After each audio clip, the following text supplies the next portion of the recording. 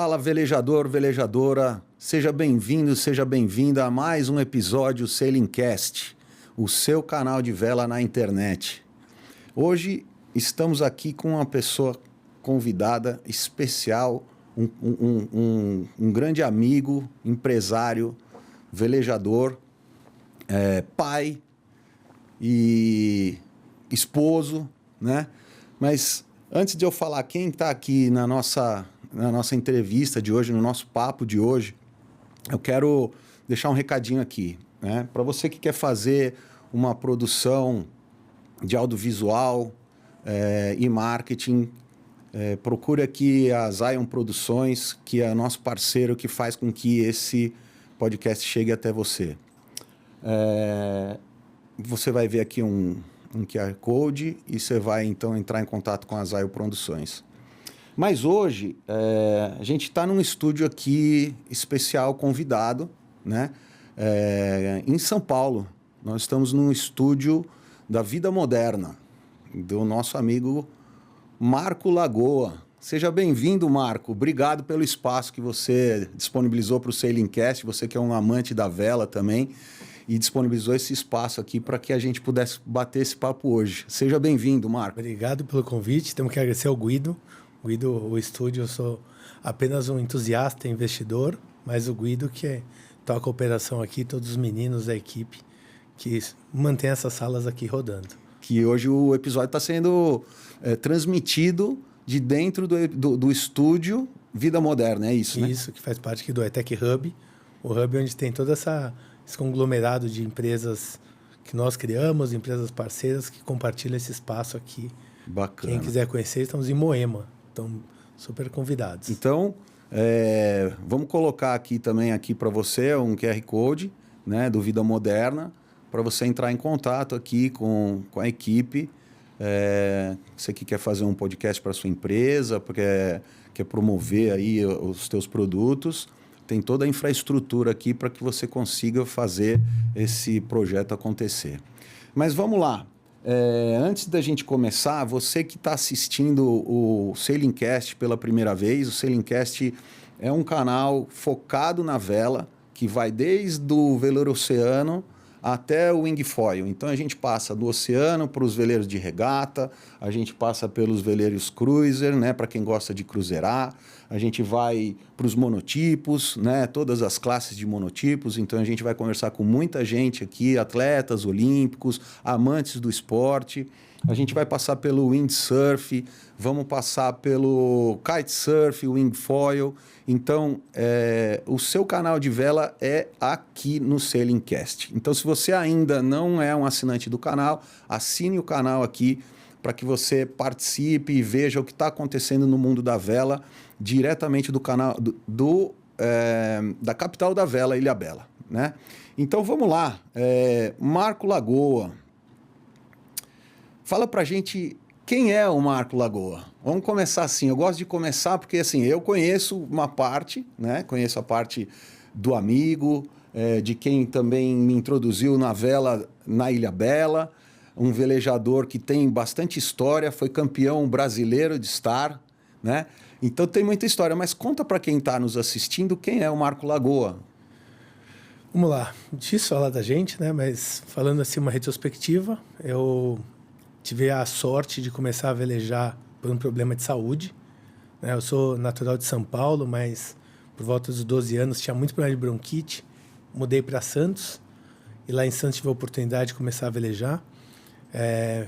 A vela já é o mar, né? Barco era uma coisa de família. Meu pai já tinha lancha, meu tio também era lancheiro. Quando começou a ir bem nos negócios, comprei um veleiro. E ele que me introduziu na vela, né? Esse veleiro oceânico. Hoje, essa semana até achei uma medalha, que foi a primeira medalha.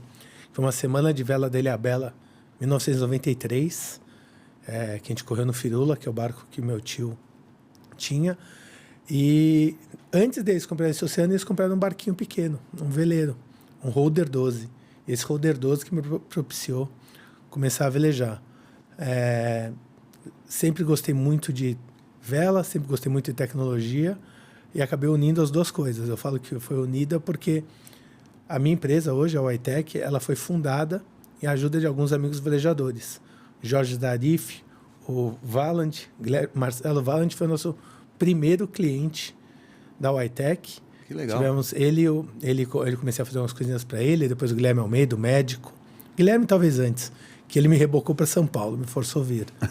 E essa turma da vela, o Zarif, o Valand e o Guilherme Almeida, me fizeram abrir um CNPJ para emitir nota fiscal. E assim nasceu, começou minha história, que já existia um pouco na vela, acabou juntando com a tecnologia e virando negócio.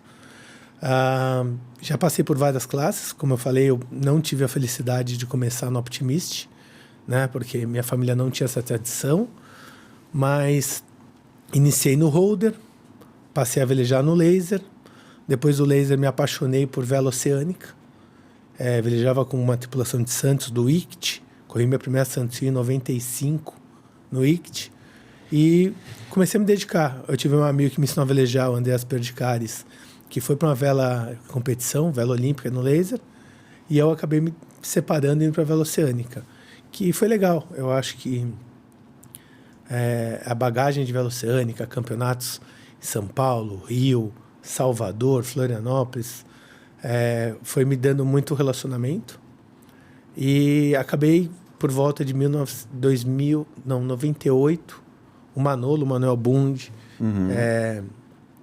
me convidou para velejar de Star. Eu já tinha uma história de vela de oceano, mas o monotipo eu era muito distanciado. E o Manolo me convidou, falou que eu tinha um perfil, biotipo, né? Alto, pesado, gordo, na época. Nem era tanto, mas hoje ser pesado no Star, para eu do Star, é um item super importante. E me apaixonei pela classe. Então, em 98, aprendi a velejar, corri alguns campeonatos. Em 99, a gente já foi correr um sul-americano. A gente andava top 5, assim. E no sul-americano a gente acabou em terceiro lugar. Então, e você foi proeiro do Manolo? Foi o Manolo que me ensinou a velejar de Star. Primeiro que me trouxe para a classe. Depois dele, fui velejar com o Jorge Zarif. Aí foi minha primeira experiência em vela profissional, né? De dedicar, fazer os transportes. Morava em Santos ainda, mas corria campeonato de São Paulo, Ilhabela, Rio, com o Zarif. E trabalhava num cartório. Trabalhei num cartório por quase 10 anos. E tanto a Whitec nasceu lá dentro, quanto a parte da vela teve muito incentivo, né? Ele me permitia faltar alguns dias para competir. E em 2001, o Lars me convidou para ser proeiro dele de Star. E aí, assim, foi a fase que eu acabei me dedicando mais ainda. O Lars morava em Brasília. Então, praticamente, eu tinha 3 casas, né? Eu tava casa em Santos, casa em São Paulo, trabalhando na casa da minha tia, e lá no Lars, para poder treinar e estar mais próximo dele para competição. Então, essa foi minha jornada até chegar no monotipo de alta performance. Na época, Star era numa classe pouco disputada. Tinha Alan Adler, campeão mundial. Torben Grael, campeão mundial. O Lars a gente ainda não tinha conquistado nada, mas tinha... o nível era muito alto. Gastão Brum, todo mundo. E em 2001, a gente ganhou uma pré-olímpica lá em Brasília, frente a eles. Isso aí deu um ânimo muito grande para mim e para o Lars. E a gente continuou, daí para frente, só avançando. Em paralelo ao Star, a gente sempre acaba velejando em outras classes, né? Um pouquinho de HPE, a vela oceânica também, que é minha paixão, nunca larguei. Eu velejava com o Eduardo no Pajero, no Mitsubishi, depois Cristabella. Então, assim, vários barcos. E também tive uma fase com o Ivan Pimentel no J24. A gente correu um brasileiro, ele, o Ricardo Hermel, o Furinho, o Joca, João Signorini. A gente correu em 4 um campeonato, super pesado, ganhamos um brasileiro de J. Então, assim, eu brinco. Se veleja, eu tô dentro. Qualquer coisa que ande. E em 2005 a gente conseguiu ter o campeonato, conquistou o Sul-Americano. Em 2005 foi quando eu decidi acabar parando de velejar profissional para me dedicar um pouco ao trabalho, né? Tava já com 20 e poucos anos, já não dava mais para conciliar o cartório. E aí já estava começando a funcionar o iTech. O iTech trabalhou informalmente desde 2003, quando o Guilherme, o Marcelo e o Zarif começaram a me contratar na física. Mas em 2005, quando a gente ganhou o Sul-Americano, o Lars estava numa tendência no governo, do Alckmin aqui em São Paulo, viu que não ia se dedicar à vela, daí eu falei, então eu vou empreender. E aí em 2006 eu abri o CNPJ da iTech. Então, toda essa jornada sempre andou paralelo, né? Vela e trabalho. Mas em 2006 a gente oficialmente, né? 2004 a empresa já existia informal. Em 2006 ela nasceu aí 2004. Com o CNPJ, com tudo bonitinho. E estamos aí, velejando até hoje. E sempre barcos novos, né? Atualmente velejo de oceano na tripulação do Boto, né? Mas eu nessa fase já tive de tudo. 12 metros, atrevida, né? Um clássico, em vela de barcos clássicos, que eu sou apaixonado também. Corro muito com o Lars lá nos 6 metros, em Niterói. E, cara, sem dúvida a coisa que eu mais gosto de fazer, falo assim, dos vários personagens, o Marco Velejador é o que eu mais gosto. Que legal, cara. Muito bacana conhecer um pouco mais, assim, da sua história, de quem é o Marco Lagoa, né? Um pouco, já percebi que num único papo não vai dar pra gente contar todas... vai falar de todas as histórias que você tem aí. A gente estava conversando um pouquinho aqui nos bastidores, umas histórias que eu não conhecia a seu respeito. Que a gente nem lembra, né? Acho que o mais engraçado é a gente lembrar das histórias, porque às vezes vai ficar lá guardada, mas um pouco esquecida. Acho que uma coisa legal que a gente estava conversando aqui, eu acho que o principal propósito do Sailingcast é registrar esse legado, né? Deixar isso, essas histórias, uma biblioteca, né? A palavra que você usou, bem legal, para que a gente possa concentrar, e hoje a tecnologia promove isso para a gente. Mas assim, falando do Marco Lagoa, deu para perceber que, como você falou, né? Ocupa aí vários chapéus, né? Então, eu sei que você é opti-pai, né? Além de empresário, esposo, velejador, se dedica para tudo isso, e eu sei que... os bons ventos, né, que criaram, como você acabou de descrever, a sua jornada profissional e carreira como empresário da iTech. O que a iTech faz? Cara, a gente é uma consultoria de TI, né? Eu acho que quando nasceu de eu consertar computador de um velejador, a empresa nasceu disso mesmo. Consertei o computador do Marcelo Jordão, para eu estar amigo, que ele me indicou para um velejador. Aí o outro que eu estava velejando, que era o Zarif, descobriu que eu fazia TI e me trouxe para uma empresa. Então a gente tem uma consultoria que fez 8 anos esse ano e focado no mercado small mid-size. Então a gente atende clínicas médicas. Hoje a nossa especialidade é mercado de capitais, né? Fundos de investimento, gestoras, family offices e tudo. E a gente também atende muito forte escritório de advocacia. Então a gente acabou nichando nisso. No passado eu trabalhei muito com varejo e tudo mais, mas a gente acabou se encontrando mais nesse mercado de escritórios, vamos dizer assim, né? Acho que, vou falar, a especialidade não é uma indústria, nada. A gente até trabalha como advisor, como trusted advisor em nichos diferentes, mas nossa especialidade hoje é mercado de startup, fundos de investimento e mercado jurídico. A gente cuida de tudo. A gente fala que a gente tem orgulho de ser um menino de TI. Bacana. Hashtag menino de TI, porque todo mundo precisa, né? Acho que todo mundo tem uma dor e cada vez mais a tecnologia ela faz parte do nosso dia a dia, está dentro de casa, dentro da empresa. A gente viajando, velejando, hoje mais com Starlink, com essas coisas, a gente consegue estar 100% conectado e ter esse privilégio, né? Que eu acho que assim, a gente teve aí o caos da pandemia, mas um legado que ele deixou foi esse officeless, né? O NR Office, em qualquer lugar, você poder estar trabalhando, participar de uma reunião sem todo mundo virar a cara. Porque quando eu comecei a trabalhar o iTech, eu fui privilegiado por ter Nextel. Na época, eu velejava muito nos Estados Unidos. E às vezes muito em fusos diferentes, né? Então, quando eu ia para a Europa, eu não podia chegar para um cliente e falar assim, estou aqui no Lago de Garda, estou aqui em Como, estou aqui na Califórnia. Pegava mal, né? Então, Eu tinha um Nextel, atendia, no 12 metros, que até te mostrei a foto. Entre regatas, eu pulava para baixo do barco e ficava respondendo por Nextel, chamando um técnico, pedindo ajuda. Eu fazia essa ponte, porque eu era não era o meu presa, porque como eu velejava, eu sempre tive que ter uma estrutura.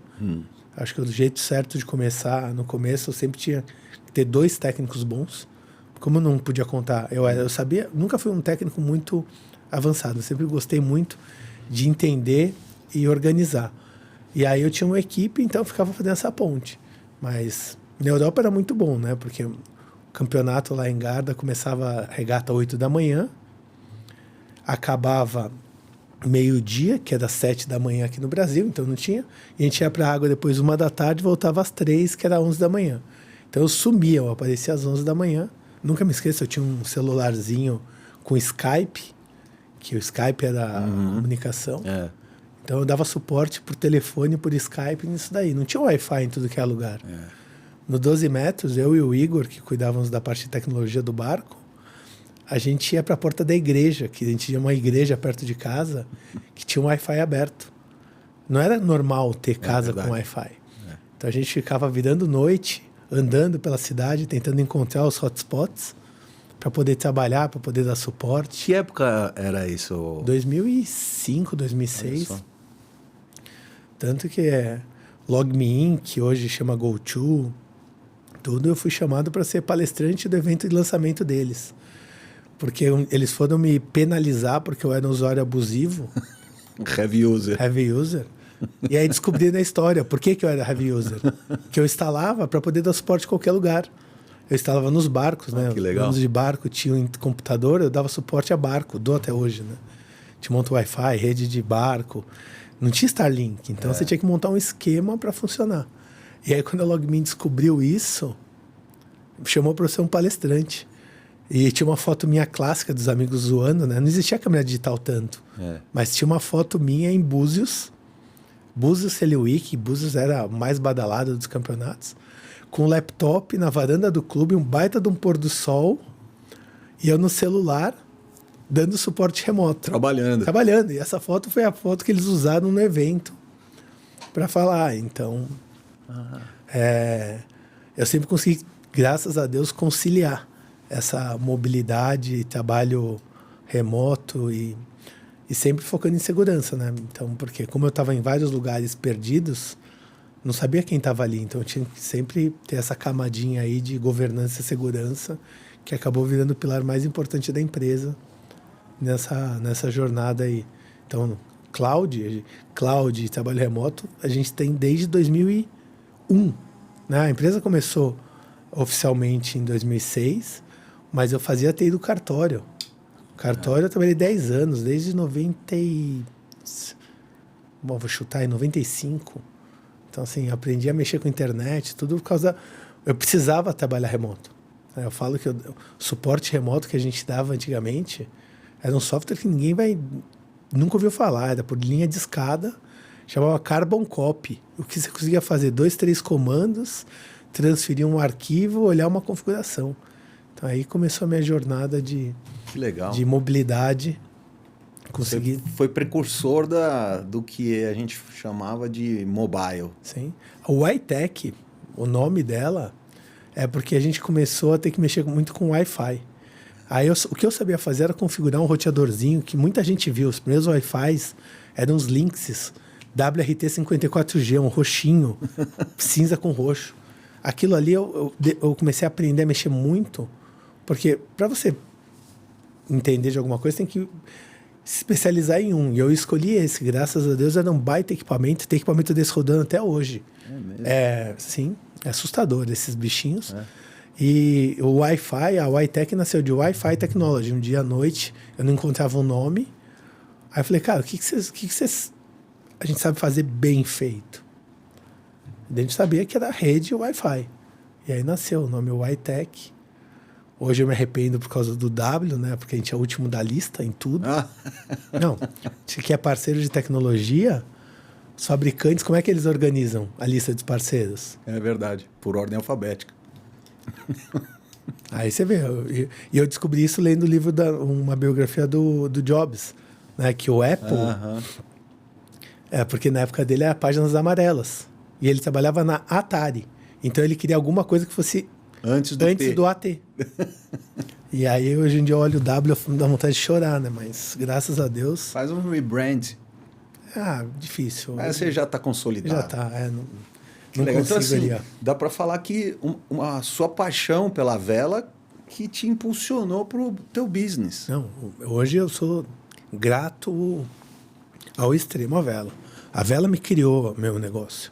Não é que assim, hoje eu tenho, sei lá, devo ter uns 30%, 40% de clientes nossos que são relacionamento da vela. Mas o que eu quis dizer é o seguinte, o fato de você estar remoto Sim. e você ter que, de alguma maneira, se virar para poder conseguir, né, sobrevivência. Fazer o seu trabalho, desenvolveu em você a capacidade de ser mobile desde aquela época. Sim. Não, e a vela, além de tudo, as viagens, né? Porque antes não tinha equipamento aqui no Brasil. Então, ir para os Estados Unidos nos campeonatos... Meu primeiro campeonato foi o Mundial de 2000 em Anápolis, com o Manolo, correndo pela Argentina, a seletiva da Olimpíada. O nosso barco é do Cristal Luminoso, Brás 7777. E esses campeonatos me permitiam estar lá. E eu ia na época nas lojas do Best Buy e tudo. Então trazia muita tecnologia. Eu tinha acesso à tecnologia, né? Porque a tecnologia no Brasil não tinha Google quando eu comecei. Era revista em banca de jornal. Assim, sem exagero, 50% do meu salário eu deixava na banca. E eu ia fazendo dívida para o mês seguinte, né? Porque às vezes saía uma revista que tinha uma coisa nova e eu fazia fiado na banca. E era o que? Aquela Info? Era a Info, era o PC Word. PC Word. Todas essas coisas. Eu aprendi tecnologia assim. Um amigo meu, Roberto Marinelli, que eu velejava também de oceano, que tinha o Vingador. O Beto, que trabalhava em IBM, HP. Hoje acho que ele é HP, mora em Singapura. Ele que me deu o primeiro computador. Era um PC 486. Que ele tinha lá velho, 486. tinha abandonado, me deu. Eu não tinha grana para comprar, então eu aprendi a mexer com tecnologia por sobrevivência. Como eu não tinha dinheiro para comprar ou para pagar manutenção, eu tive que aprender.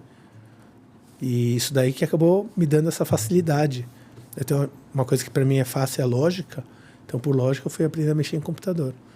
E, nossa, quando eu consegui comprar meu primeiro modem, ele me deu o computador, tinha um modem 14400.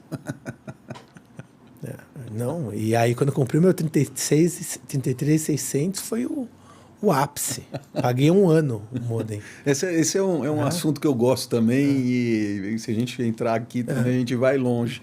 Mas eu tenho uma coisa que eu quero perguntar para você, eu vou deixar para depois, sobre o Manolo. Mas vamos deixar o Manolo encostado, guardado aqui, daqui a pouco a gente volta. Eu quero saber como é que é ser OptiPai no meio de tudo isso que você está falando, né? Esposo também, né? A Flávia, que está sempre dentro das regatas, te ajudando, acompanhando. Mas eu vejo que você se dedica bastante a incentivar o Felipe nas regatas. E eu vejo que ele vem cada vez se desenvolvendo mais, se destacando e gostando, principalmente. Como é isso? Antes de ter filho, eu já tive um contato com a vela como base, né? O Lars, ele criou um projeto chamado Navegar, que posteriormente, quando veio para São Paulo, chamou Navega São Paulo. E eu fui coordenador, eu abri o projeto em Santos. Na época, com o apoio da prefeitura, da Secretaria de Esporte de São Paulo. E me apaixonei em ver o quanto a vela me impactou e quanto eu vi ela impactar no social e as crianças. Na época já tinha um pouco de Optimist, canoagem e tudo mais, e eu peguei muito gosto. Quando meu filho começou a se entender como gente, né, 3, 4 anos, ele me acompanhava nas regatas, mas eu sempre tive muito medo de tentar incentivar e ter a frustração, que eu acho que não seria nada pior do que a frustração de ter um filho que não velejasse. Mas eu sempre, como eu vi muito amigo meu forçando a barra e vi a molecada de saco cheio às vezes de velejar, eu tirei o pé, mas desde os 5 anos o Felipe demonstrou que queria.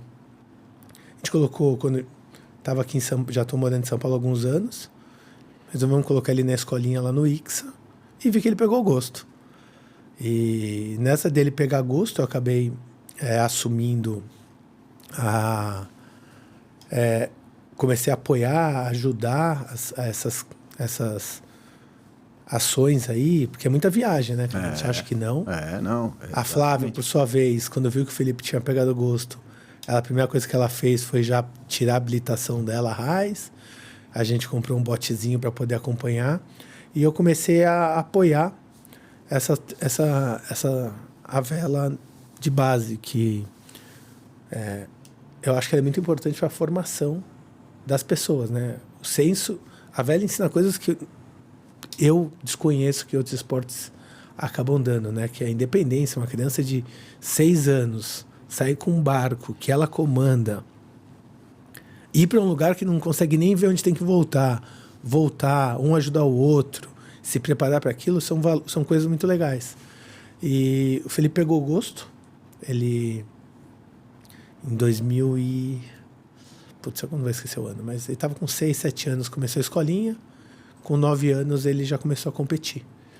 E o ano passado eu acabei até assumindo, né, a parte de capitão de flotilha, de organizar todo o nosso clube, essa parte de vela. O clube é um clube com tradição de vela muito grande, né? Robert Scheid, Klaus, o que teve de medalhista, Reinaldo Conrad, sempre foi do ICSA.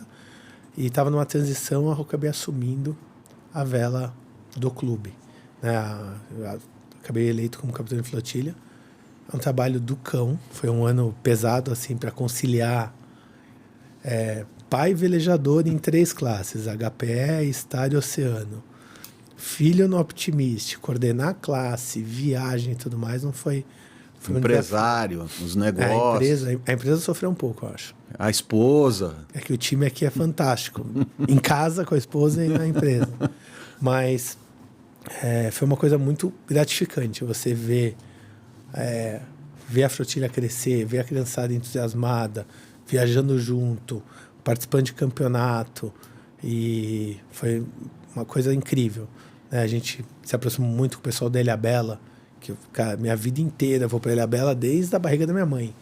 Então a Ilhabela para mim é uma coisa muito forte, né? Tá ali no Pindá, na porta da EVI, conectar, tá com os amigos, Mário Sérgio, toda a turma de lá. Isso foi muito legal. A gente acabou fazendo a vela de São Paulo crescer bastante, e a tendência aí é crescer ainda mais. E o que você poderia falar assim para quem está nos assistindo, que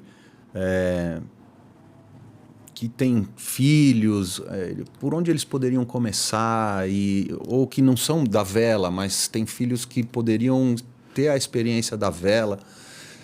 O que você pode dar de dica para quem... Cara, a vela, ela é mais um esporte. O pessoal coloca que a vela é coisa de rico. Não é uma verdade. A vela de competição de alto nível, sim, ela tem um custo mais alto. Mas, hoje o que tem de projeto social aí, entregando vela, projeto Grael, ainda existe Navega em São Vicente, Guarujá, que é para projeto social, pessoal de escola pública. A Ilhabela é fenomenal, né? Acho que eu digo, melhor estrutura... Uma das melhores do mundo hoje, a Ilhabela provém na vela. Mas tem escolinha do ICSA, acho que a maioria dos clubes tem, Rio de Janeiro, Bahia, interior de São Paulo. E qual é a idade que dá para começar? Cara, a vela, hoje, acabaram pondo até mais antes, né? Então tem a vela lúdica, de brincar. A partir de 5 anos já tem uma vela... que acabou sendo criada para os irmãos mais novos dos velejadores, né? Que acaba indo para o clube, tem que arrumar o que fazer. Mas velejar mesmo, 7, 8, eu acho que seriam as idades que a criança já tem mais independência, já tem... Mais discernimento também, mas né? Conheço vários que começaram com 6. E isso é maravilhoso, porque se tem esses projetos sociais, né, do qual inclusive você foi responsável para iniciar, pelo que você contou aí em Santos, isso ajuda a tirar a garotada da rua, do nada, né? Começa a inclusive ensinar esses valores que você falou, né? Então é uma oportunidade e para desenvolver, né, socialmente também, né? E eu acho ainda como esporte, cara, a vela ela tem uma coisa mais legal que os outros. Eu acho que o Brasil é um país que ou é o melhor ou é o pior, né? Ninguém sabe quem foi o segundo no Brasileiro de 2000 e tanto em futebol. Mas na vela, as posições têm um valor diferenciado. Então, assim, o cara que foi 3º lugar, para ele, aquela conquista tem um valor maior. Primeiro, por ser um esporte individual que ele está ali no dia a dia. Segundo, porque ele tem as categorias. Então, assim, a criança começa como estreante, depois tem estreante mirim, infantil, juvenil. Isso daí vai dando uma autoestima, essa disputa, essa competição, essa evolução, ajuda muito nessa jornada. Então, eu vejo como um esporte super diferenciado. O que, inclusive, pode criar 2 caminhos, né? Pelo menos o que eu enxergo agora. A criança ela pode apresentar uma performance legal e aí se destaca como um velejador que se interesse pela regata, ou um velejador que goste pelo lazer também, né? Porque velejar como lazer é maravilhoso. É fantástico, é surreal. Né? É a minha vida que eu falei, eu nasci cruzeirista, né? Então, e eu nunca fui o cara de ponta. Meu brasileiro, meu primeiro, eu fiquei em terceiro no holder. Mas eu nunca fui um bom timoneiro. Nunca, não tenho esse tato, esse ponto forte. Mas quando eu fui para o oceano, eu acabei participando das organizações das equipes que fazia os deliveries. Por muitos anos eu fiz muito transporte de barco. E aquilo lá, para mim, o barco, hoje a vela é minha válvula de escape. Minha terapia, eu não explodi, não tive burnout, nada, porque eu equilibro muito bem a vida de curtir vela e a vida do trabalho. E o curtir vela, às vezes, é ir para Angra dos Reis, ir para o Rio, ficar no barco. Não é só a competição. Uhum. É o lazer. É o lazer. É meus amigos da vela. Esses dias montaram um grupo dos amigos do Bracuí dos anos 90. Cara, essa é da minha turma, né? Até hoje, né? Eu falo que velejador acaba tendo várias famílias, né? Eu tenho mãe no Rio. Por quê? Porque eu ia viajar, minha mãe nem sabia onde eu estava. Eu fui para casa, não tinha celular. É verdade. No Yacht Clube do Rio, você chegava na Santos Rio. Hoje eu tenho a sala dos troféus. Ali eram cabines telefônicas. Entendeu? No Bracuí, você ia para a sala rádio fazer ligação telefônica. Era um negócio a rádio. Então, era assim, roots mesmo. Era roots. Né? Você sumia uma semana. Onde você estava? Não, deu problema no transporte, não deu para chegar. Cara, você fazia ligação, isso daí ainda funciona. Mas era pelo canal 16, chamava Santos Rádio, Nossa. Angra Rádio. Nossa. E para mandar notícia. Então, hoje o mundo com conexão ficou mais fácil. Mas antes, era assim, onde está meu filho? Eu acho que está no Rio de Janeiro. Eu acho que está em Angra. E você comentou um ponto importante também, que eu acho que assim, quando a gente, como pai, né? Eu também tenho o meu filho Lucas, que vai completar 17 anos agora. Eu coloquei ele para se divertir também na vela desde o início. Ele veleja bem, mas não foi assim, não se dedicou como um atleta, vamos dizer assim. Ele gosta de estar no barco, gosta de velejar, gosta de estar em contato com o mar. Mas você tocou num ponto importante, porque assim, às vezes a gente como pai comete um erro, mas eu acho que o que você fez está corretíssimo, né? Na minha opinião. Porque às vezes quando a gente acaba espremendo muito, acaba espanando. E aí a criança está lá fazendo, não por ele, mas por nós, né? Então eu me lembro de um episódio até que o meu filho estava no judô e aí num campeonato ele estava lá, fez e eu vai, não sei o quê. Quando ele terminou, ganhou, ele chegou para mim e falou assim: pai, era isso que você queria? Pô, nessa hora quebrou meu coração e aí eu percebi que falei, putz, tem que dar a liberdade dele sentir. A gente tem o nosso papel de ficar ali, né, toreando para lá e para cá. Mas eu queria que você falasse um pouquinho sobre como que é essa administração, né, com os nossos filhos, para que eles se desenvolvam de uma maneira que a gente não espane eles. Cara, o que eu tento fazer cada pai conhece seu filho, né? Acho que a regra não é... Tem amigos que falam, se eu não forçar a barra, ele vai ficar o dia inteiro no videogame, é verdade. Uhum. Se não der não cobrar um pouco... eu consegui, como eu velejo muito, acabou sendo por osmose, né? Acho que ele via, gostou, acabou gerando interesse. Mas acho que tudo que em excesso acaba cansando. Mas você foi deixando a coisa fluir. Eu mesmo, quando eu conseguir ser profissional da vela, eu cheguei a entrar em depressão. Porque a vela que todo mundo vê... Talvez, se eu tivesse ido para uma classe individual que dependesse só de mim, talvez não fosse o cenário, mas na época eu dependia do Manolo, dependia do Zarif, dependia do Lars, e eles não conseguiam estar velejando toda hora. Então, para mim, era uma semana que não passava. Entendeu? Eu ficava no Yacht Club sem ter o que fazer, batendo checklist, trocando parafusinho. E o glamour da vela, que todo mundo olhava, virou para mim um negócio pesado, longe de casa, solitário. Então, assim, tudo tem que ter o balanço para não passar do ponto. Eu quase passei do ponto, né? Quando chegou épocas que eu viajava, eu passava a semana viajando, né? Eu não tinha mais lugar. Então, vai para a Europa, vai para não sei onde, vai para não sei onde. Mas só tinha aquilo para fazer, acabei perdendo um pouco. Nunca deixei de gostar, mas eu quase enjoei. Entendi. Entendeu? Então, acho que eu equilibrei muito. Hoje eu tomo muito cuidado para não ter esse exagero, né? Então, e mantenho o resto como importante, né? Legal. Fazer clube, vai jogar tênis. Legal. Não gosta de futebol? Faz outro esporte, vai tocar música. Manter ocupado, mas não só com uma coisa. Para não ter esse desafio. Porque, no final das contas, eles são crianças. Acho que todo mundo tem que nunca esquecer esse ponto. Que criança gosta é brincar. Graças a Deus, hoje, ele entende que velejar também faz parte dessa brincadeira. Né? E hoje, do lazer. Do lazer. Do lazer. Não, a gente vai para o clube, tem um laser.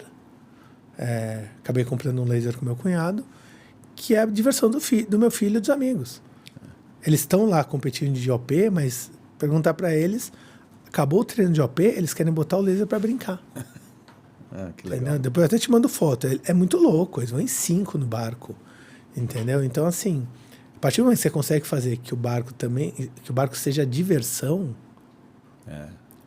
eu acho que é o caminho bacana. A partir do momento que aquilo lá é só competição, só a parte de disputa... Cobrança. Né? Resultado.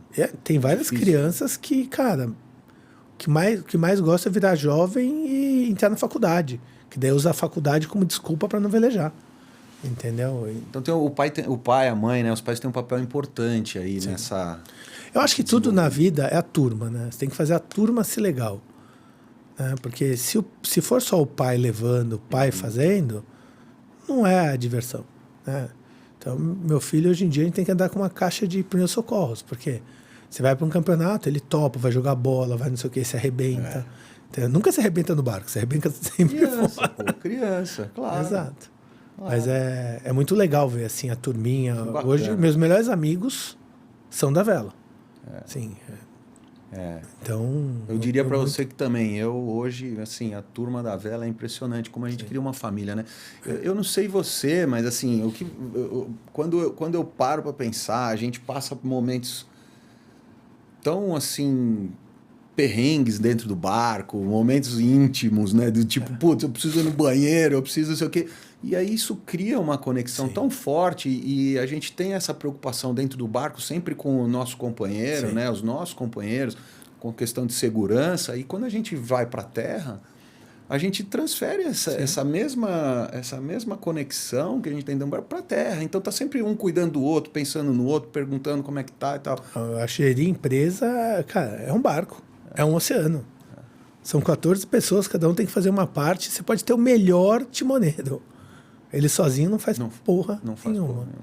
Entendeu? Então eu levo muito. Eu falo assim, a hora que tiver um tamanho, tiver mais o time um pouco maior, meu sonho é fazer team building, ir lá para BL3 lá, chegar lá, sentar lá com o Pedrão e falar, Pedrão, eu quero fazer com a equipe do barco à vela, porque é muito louco. É muito louco. Entender que se o timoneiro estiver sozinho, for medalha olímpica, ganhou milhões velejando, se ele não tiver alguém lá que suba o balão, que desça o balão, que faça uma proa direito, que trime a vela. Gritou top e tal, e daí, meu, se o pessoal não se sincronizar, dá ruim, né? O que eu falei, barco individual, eu sempre achei a vela com um barco sozinho muito solitário. Eu era aquele cara que viajava de laser, cara, eu ia conversando, contravento era ruim, que ia cada um para um lado, né? Mas no popa, e um do lado do outro, sentando, batendo papo. É espetacular. Entendeu? E aí no oceano, não. O oceano já foi um barco que eu gostei, porque tinha preparação, organização, transporte, logística, preparar o barco. E é o que você falou, perrengue. O perrengue faz você se virar nos 30. Eu já corri Santos-Sil, que a gente chegou no... Tinha uma previsão de vento forte, que a gente ia chegar rápido. Levou pouca comida, levou pouca roupa, levou pouco tudo. Chegamos no Rio, juro. Olhando o Pão de Açúcar, ali no Leme, acabou o vento, a gente passou 2 dias ancorados. Sem comida. Sem nada. Entendeu? Também já fiz regata que a gente foi pro mar, o barco quebrou aí na hora da retranca. A gente não tinha diesel para voltar. Porque a gente abriu tanto velejando, a gente tinha que se virar. Então, assim, coisas assim que você se prepara, você planeja, mas você tem os seus concertos que você tem que se virar nos 30 ali. E aí essa turma, a hora que tá coesa, né, cria um laço muito legal, né? Muito. Sim, eu participei de tripulações incríveis. Sim, desde a profissional as low profiles, assim, com os pro-ends, né? Alguns profissionais amadores, algumas só de diversão. Depois de muitos anos de vela oceânica, o pessoal falou, pô, por que você saiu de competição para velejar atrevida? Eu falei, cara, é meu sonho velejar atrevida. Um barco centenário, não velejei até o centenário do barco, né? Porque eu tinha um sonho de correr refeno e acabei largando o atrevida, passei a velejar no Boto, que o Boto ia ser um barco que eu ia conseguir correr refeno. Então, até decisões das mais difíceis, largar meus amigos, que alguns eu coloquei no barco, para poder ir até de ideais, né? De conquistas, claro. de mais uns check, né? Que eu falo que a nossa vida é um checklist que a gente vai colocando quais são as próximas aí que ainda não correu. O pessoal fala, você tem vontade de fazer uma volta ao mundo? Eu falo, não tenho. Por enquanto? Não, eu acho que é fase. Será que não aparece? Eu acho que é fase, né? Fazer travessia, fazer uma Cape Town, uma regata que faz parte aí, fazer algumas regatas longas. Eu ainda quero colocar alguns campeonatos bacanas, como a Barcolana lá na Itália, que é uma regata com a maior quantidade de barcos do mundo.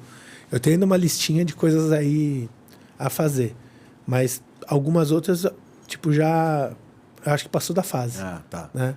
Então eu falo que hoje a vela para mim tem que ser diversão. Não sei, se um dia o Felipe te convidar para fazer uma dessa, eu acho que vai balançar, hein? Talvez eu tente fazer ele mudar de ideia. Porque eu acho que a experiência é você descobrir o que você quer e o que você não quer. Tá certo. Porque eu acho que assim, tem roubadas que fazem parte, tem roubadas que a gente vai mudando o patamar. Hoje eu falo, se me chamarem para correr a Santos-Sil num 30 pés, eu agradeço. Já corri no 28, já corri no 32, já corri no 40, já corri no 45, já corri no 50. Hoje, para ir para uma Santos-Sil é de um 40 para cima. Porque você já experimentou e sabe o que você quer encarar. Não, tem perrengues que você está disposto a fazer e tem perrengues que não, né? Então... Tem vezes que o pessoal me chama, vamos correr, volta à ilha. Aí eu... Será que eu quero dormir na minha cama, em casa, no conforto da minha... Eu estou a fim de ficar acordado a noite toda. Mas é exatamente isso que você está falando, né? A gente vai sabendo quais são os perrengues que a gente quer passar, né? Eu adoro uma roubada. Lógico, o velejador... Eu sou o rei da roubada. Quanto maior a roubada, mais divertido é. Mas tem algumas que você já... Outro dia eu saí lá na BL, lá na armação. Tava o Rodrigo Yoshima lá, armando o Hobbycat dele. Eu falei, e aí, Rodrigo, tem algum proeiro aí? Ele falou, não, eu vou sair sozinho. Eu falei, cara, se você quiser, eu saio com você. Aí saímos junto, tal, velejada, demos bordo, tava um ventinho bom, os dois no trapézio e tal. E eu na proa, né, com 100 quilos, num Hobby 16, o Rodrigo tem uns 80, a gente tava no limite, né, do barco, mas deu para se divertir. Aí eu chego em casa, conto pra minha mulher e tal, aí fomos dar o último bordo, caiu o mastro. Ela falou, pô, mas caiu mais, essas coisas acontecem. Eu falei, mas isso, velejar é isso. Você está sempre sujeito a acontecer alguma coisa, por mais que você planeje. Exato. Não, a frustração, né? A gente tem que saber lidar com a frustração. Eu e o Pirata, o Arthur, que hoje é meu sócio no Star, que a gente veleja junto. Cara, fizemos uma baita reforma no barco, fizemos tudo. Foi o primeiro campeonato no Rio. Na primeira regata do primeiro dia... Quebrou, o running que a gente tinha posto sistema novo não estava ainda bem regulado, soltou e caiu o nosso barco no primeiro campeonato, primeiro dia de campeonato. Foi um negócio, assim, a frustração... Cara, baita investimento, um monte de dinheiro que a gente nem tinha, fez parcela para reformar, pintar, ver o negócio caindo, aquilo lá foi uma baldada de água fria, mas ao mesmo tempo foi... Aí tem que se virar, não tinha outro mastro, conseguimos fazer um reparo, conseguimos estar na água no dia seguinte. Então, são coisas assim que a gente... E aí foi a regata que vocês descartaram, obviamente, acabou descartando. Mas a gente aprendeu a se virar, né? Eu acho que assim, se tem uma coisa que a vela traz, você ter opções e aprender a se virar. Né? E o improviso, né? Acontece muito, né? O improviso, né? Não tem... Da criatividade na hora do improviso, né? Exato. Então, isso para mim é você aprender a ser meio MacGyver do negócio. Me fala do Manolo, como é que é ser proeiro do Manolo? Porque assim, o Manolo é um baita de um velejador, adoro o Manolo, um cara extraordinário, argentino, né? Esse defeito. E ele é um cara que assim, ele tem um perfil de velejador raiz mesmo, aquele jeitão dele. Como que foi essa experiência e aprendizado? Eu imagino, porque assim, um cara é um monstro, né, na vela. Manolo, cara, ele... Na época tinha o Dega, amigo nosso que já falecido, que organizava eventos. Ele foi a pessoa que teve a visão de me arrastar para estar, né? Mesmo acreditar em mim ali no começo. Logicamente difícil, Manolo é muito... A cultura dele, na Argentina, a vela é muito enraizada. Eles têm, assim, uma cultura náutica, não dá para comparar. A gente pode ter bons velejadores no Brasil, mas na Argentina, a vela é um dos grandes esportes, né? Polo, tem alguns outros esportes ali muito fortes, mas a vela talvez é que o argentino dá mais valor. Qualquer lugar tem um barco lá na Argentina, tem um clube, tem tudo. E velejar com ele foi muito legal. O Manolo foi... eu tive a oportunidade de conhecer a mãe dele. Ela era velejadora. Ah, não sabia. E ele velejava lá. Quando mudou para o Brasil, mudou para Ubatuba, velejava de Star. Tinha um barco muito legal, que era um barco que foi do Eduardo Souza Ramos, um Fole. E quando ele me convidou, eu falei, vou aprender. Minha primeira regata foi o maior trauma da minha vida. Porque ele me falou que Star tinha que ir de calça. Eu fui para uma regata no Rio de Janeiro. Logicamente, o Murphy é implacável. Sudoeste, 25 nós. Cara, para quem nunca tinha subido no Star, ele teve que me ensinar a velejar de Star assim. E eu não tinha roupa. Eu não sabia como é que era uma roupa de starista. Eu não sabia que era uma jardineira de lycra. Cara, eu fui de calça jeans. Cara, calça jeans, aquele... Você improvisou, não? Improvisei. Então, já que tem que ter tem de calça... Tem que ter calça, só tem uma jeans. Vou pôr a jeans. Só que a jeans, a hora que molhou, ela encolheu. A hora que encolheu, ela gangrenava a minha perna. Cara, meus 2 primeiros dias de estar foi tomando, sei lá, era coquetel de Dorflex, de remédio para dor. Porque tudo não é nada assado. confortável. Não. O jeans, imagina, molhado, horrível. Depois até põe uma foto que é pro eu de estar, fica pendurado pela perna. Cara, o joelho por baixo, eu não sabia fazer posição, não sabia aliviar. Cara, sangrava. Eu saí com a calça manchada de sangue, porque não era pra dar daquele jeito. E você, com o tamanho que você tem, qual a sua altura? Hoje eu tenho eu tenho 1,87. Quase 1,90. Nessa época eu pesava uns 110, 112 quilos. E, cara, foi muito difícil. Mas o Manolo, ele é chato pra caramba, mas ele fez em um curto espaço de tempo eu tá num padrão já de competição. Se eu tivesse pego talvez outro velejador para me ensinar ali, que não fosse tão competitivo, fatalmente eu demoraria alguns anos. E a gente, em menos de um ano, saiu do B, da classe B, para ser terceiro no Sul-Americano, segundo no Brasileiro, por causa da dedicação. Né? A gente se dedicava bastante. Não, e acho que é legal até aqui deixar registrado para o nosso amigo Manolo, e para quem está nos assistindo, a gente fala... Manuel Bung. Para quem está assistindo, não é que é chato no sentido detalhista, é um cara metódico, né? E isso e com um perfil bem dele mesmo. Assim, quem conhece o Manolo sabe que ele é um cara exigente, né? Ao extremo, né? E eu acho que aprender com ele deve ser um privilégio, né? Foi um privilégio. Sim, sou grato ao extremo e hoje ele é No Brasil, ele é um dos medidores de diversas classes. 420, Snipe, praticamente todas as classes hoje, ele é um dos medidores oficiais, né? IMS, da BVO. Mas foi uma fase complexa, que a gente tinha menos dinheiro que os outros, né? Então a gente tinha menos material, menos tudo, e a gente conseguiu velejar em alto padrão aí, se dedicar bastante. E sem dúvida ele foi a grande mudança, assim, porque aí a hora que você veleja no Star, o Star ele é um barco que tem o pessoal mais experiente, né? O pessoal, mesmo hoje, a classe Star não sendo mais olímpica, a classe continua grande no mundo. Os campeonatos têm 90 barcos, 100 barcos, Bacardi Cup tem, que é em Miami, é uma regata que no mínimo tem 80 velejadores, então a classe ela é muito forte.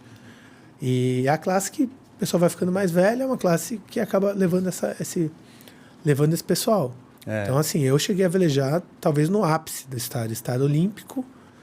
Na água tinha Gastão Brum, Alain, Torben, Lars, o Robert Scheid veio para a classe.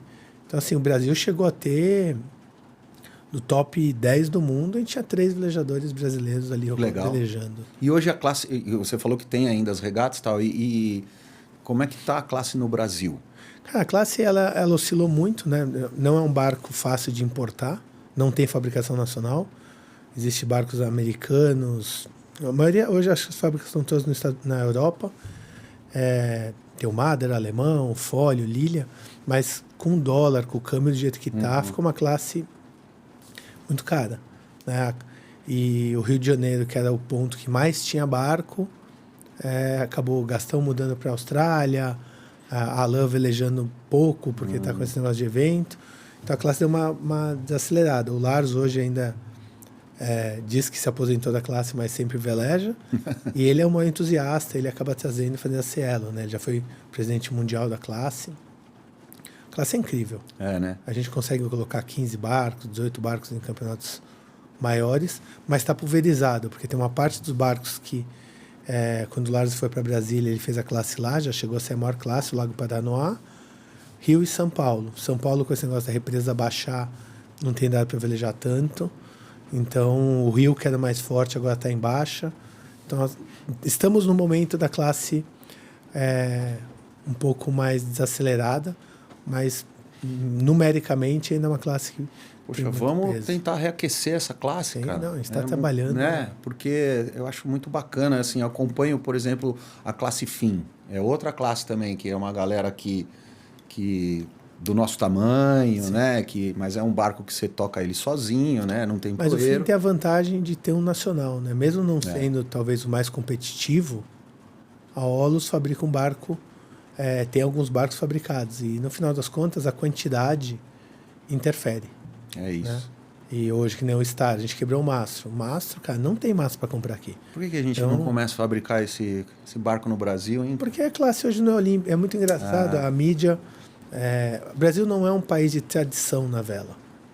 Diferente da Argentina... Com tudo isso de costa que a gente tem, hein? Eu acho que hoje em dia piora, né? Porque o pessoal de proteção ambiental necessita ser mais pesado, e isso também prejudica aumentar o mercado. Mas quem tem tradição, a tradição continua. Continua, Se pega a Argentina hoje, na América do Sul, é o país com mais classe Star velejando aí, barcos. Hoje está fabricando na Argentina. Então eu vejo que nos próximos anos talvez a gente tenha uma retomada aí do Star. Mas quando tirar do status olímpico, a classe acaba perdendo um pouco a visibilidade, o interesse. Porque quando a classe tem o status olímpico, vários velejadores escolhem a classe para fazer suas campanhas, né? Mas o Star tem conseguido se manter muito bem nessa... Vamos motivar a Sailingcast aí, se compromete em ajudar a motivar a classe Star, porque eu particularmente gosto mais porque tem o proeiro. Acho que um barco com proeiro é bem bacana. Não, é equipe, né? Eu acho que velejar em equipe é muito bacana mesmo. E uma das perguntas que eu trago para o final, já infelizmente a gente chegando para o final aqui do nosso papo, pelo tempo, porque pelo conteúdo, pela conversa, a gente pode ficar aqui dias. Eu gosto de trazer essa pergunta, apesar assim que foi muito da conversa que a gente teve até agora, já dá para saber, mas eu queria que você desse um resumo assim do que é, o que a vela transforma a vida da gente, o que a vela transformou a vida do Marco Lagoa, mas o que o esporte a vela transforma a vida das pessoas. Cara, eu acho que todo esporte é transformador, né? Eu acho que já começa por aí. Não é só a vela em si. Mas a vela, ela traz uma união muito grande. Ela constrói relacionamentos em horas boas e horas ruins. Eu acho que isso acaba sendo um grande pilar, né? De sustentação. E as conexões que a vela traz, né? Porque eu acho que quando você vai em diversos esportes, um golfe, um hipismo, você tem pessoas muito parecidas. A vela, ela iguala a todo mundo. Não importa se você é rico, pobre, dono do barco, tripulante, todo mundo ali está no mesmo patamar. Quando está dentro do barco, todo mundo um depende do outro, né? E eu acho que isso é muito legal. O que eu vi na vela, no esporte à vela, é que a gente tem as maiores relações de aproximação, de estar junto, e essas relações ainda são longas. Eu falo que eu comecei a velejar porque meu tio tinha barco de oceano, eu tive a minha jornada de praticamente ser marinheiro de transporte, mas os meus amigos me ajudaram a montar a empresa, acabaram me levando para outros barcos. Então essas conexões vão se exponenciando. E acho que o maior diferencial é que ele não é uma conexão local. É uma conexão global. Global, é verdade. Entendeu? Então hoje, se eu quiser ir velejar na Austrália, eu tenho um amigo que está lá, que vai me abrir porta. Europa, eu sou convidado para correr regatas fora do Brasil. Então isso são relações de confiança que você vai construindo, né? Que você passa pelos seus perrengues, cria suas histórias e te levam a outros lugares. E isso eu vejo assim, cara, desde uma pessoa do Projeto Grael, do Navega Santos. Hoje a gente tem assim, aqui em São Paulo, parte da equipe técnica é um velejador de Porto Alegre, um velejador do Projeto Social de Praia Grande, um velejador do Rio. Cara, essas conexões, essas trocas, elas enriquecem, elas te mudam. E quando você está num barco, não importa qual é o status. Tá todo mundo literalmente na mesma barca, né? Então, se tá furado ou não.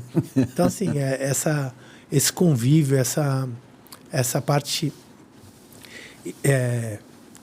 seria igualitária, mas inclusiva, né? Inclusiva. A vela é inclusiva, né? Então, assim, eu acho que o esporte tem menos frescura, né? Você pega assim. Eu falo, minha esposa me conheceu, era sandália havaiana, bermuda, camiseta, 24 horas por dia, 15 dias na Ilhabela. Entendeu? Então, e não era só eu, era eu e todos. Então, o dono do barco estava na mesma vibe, todo mundo se divertindo do mesmo jeito. Isso eu acho uma coisa muito bacana e que transforma mesmo. Gabi, pega para mim, por favor. Na minha bolsa aqui tem um livro que eu trouxe aqui pro Lagoa. Que é isso? Na realidade é que, eu não sei, talvez você já tenha lido esse livro, já tenha visto esse livro. Na verdade, eu peguei esse livro, ele é meu, não é um livro novo. Mas quando eu fui sair de casa, esse livro, eu bati o olho nele e aí eu falei, cara, eu acho que eu tenho que levar para o meu amigo lá e vou deixar com você, para que você leia. É um livro bem bacana, não tem nada a ver com vela, mas eu sei que você é um leitor também árduo. E eu gostei, chama O Jeito Harvard de Ser Feliz. Eu acho que você vai gostar. Com certeza, já. Próximo na lista de leitura. E eu gosto do papel, sabe, né? Eu sei que você é um cara... eu tenho Kindle, eu sou tecnológico, mas tem coisa para mim que tem que ser analógica. Então livro é uma que eu gosto. Você goste desse livro. Vou deixar ele para você. E aí você... Eu costumo ler e não deixo aquilo lá parado. Quando eu sinto assim a vontade, eu presenteio alguém, eu entrego para alguém, eu passo para frente, porque eu acho que a gente tem que compartilhar o conhecimento cada vez mais. Então fica aí uma forma aí de agradecimento pelo seu tempo, pela sua dedicação aqui de conversar com a gente no Sailingcast. E aí eu queria que você deixasse aí o seu arroba, os seus contatos, quem quiser conversar com o Marco Lagoa Velejador, quem quiser conversar com o Marco Lagoa Empresário, quais são os seus projetos para 2025? Fica à vontade aí para você falar e deixar aí. Quem quiser procurar é Marco Lagoa em todas as mídias, LinkedIn, Instagram. @Marco Lagoa, no Instagram te encontra. E assim, acho que os projetos são essa evolução, né? Que o que nasceu como um iTech se transformou num hub. Isso aqui, ó, esse estúdio mesmo hoje é membro do hub, né? O iTech Hub. A gente traz várias empresas parceiras que têm sinergia para estar junto. Então, hoje não é uma consultoria de TI, né? A gente tem uma área de telecom com um parceiro chamado Antin Cloud. A gente tem uma de marketing digital com a EvoluTI. Então, a gente tem praticamente tudo aqui dentro do conglomerado. E isso que a gente hoje tem trabalhado. Aproximar mais empresas bacanas, que tenham sinergia, que tenham os mesmos valores para estar junto. Então, esse hub tem sido o meu maior esforço, né, a minha maior dedicação para construir ele. Construir não, para crescê-lo. Eu acho que é a parte mais que tem sido feito de projeto. E aí tem o resto, né? Nossas regatas aí que a gente vai trabalhando. Agora eu também estou ajudando na parte do Optimist, na parte do Brasil, né? Estou ajudando no Optibra, estou como secretário nisso daí. Fomentar a vela. Você está focado no Felipe, então? Refeno, não? Refeno também, lógico. Refeno também. Tem que equilibrar. Tudo em exagero é ruim, então não pode abandonar. Então, quem quiser falar com você, @Marco Lagoa vai te encontrar nas redes sociais. Bacana. Tá, mas uma honra aí. Adorei o projeto. Sou incentivador, apoiador. Estarei aí fazendo esse trabalho aí de colaborar. Você sabe que você é como é que a gente pode chamar? Um colaborador especial, né? Porque você fez parte dessa ideia. Sim. Desde o início. Entusiasta. Desde o início, né? Então, assim, eu costumo fechar agradecendo você que ficou com a gente aí até agora, aproveitou esse papo bacana aqui junto com o meu amigo, nosso amigo velejador, empresário Marco Lagoa.